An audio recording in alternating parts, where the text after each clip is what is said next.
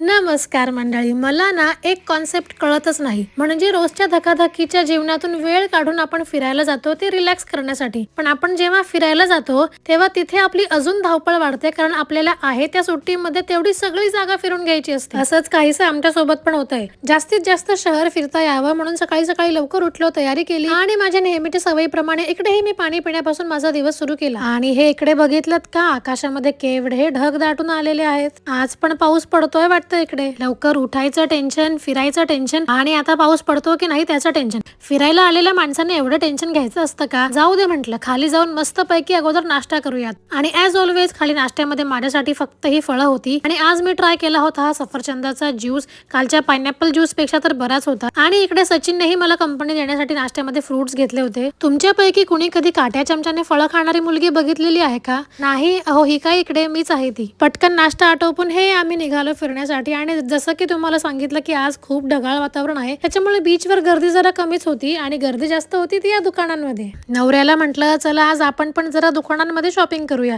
सुरुवातीला तर नवरा नाहीच म्हणत होता. मग त्यांना जरा कोल्हापुरीत म्हटलं, असं का करायलायसा, चला की. जास्त काही शॉपिंग करणार नाही असं राजकारणी लोकांसारखं खोटं आश्वासन दिलं, तेव्हा कुठे नवरा शॉपिंगला यायला तयार झाला. आणि हे कसले भारी भारी सुवेनियर्स होते. माझं तर मन करत होतं मी सगळेच एक एक घेऊन टाकू की काय, पण असं करू शकत नाही बरं, कारण इकडे वस्तू बऱ्याच महाग होत्या. तुम्हाला पण जर शॉपिंग करताना पैसे वाचवायचे असतील ना, तर आपल्या नवऱ्याला सोबत घेऊन जात जा. गॅरंटीड पैसे वाचतील बघा. आणि जेवढ्या गरजेच्या किंवा महत्वाच्या आहेत तेवढ्याच वस्तूंची तुमची खरेदी व्यवस्थित होईल. आणि हे सॉफ्ट टॉईज कसले गोंडस आहेत राव.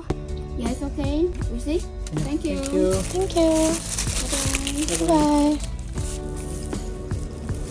दुपारी बाहेर थोडंसं ऊन पडलं होतं, त्याच्यामुळे आम्ही विचार केला की आता आम्ही बीचवर जाऊ शकतो. पण त्याच्या अगोदर ना इकडे हॉटेल्सच्या बाहेर असे मेन्यू कार्ड लावलेले असतात. तिथे सचिन चेक करताय की आम्हाला खाण्यासाठी काय आहे की नाही. उद्या तुम्हाला घेऊन जाईल बीचवर फिरायला. तोपर्यंत चूस आणि जय महाराष्ट्र.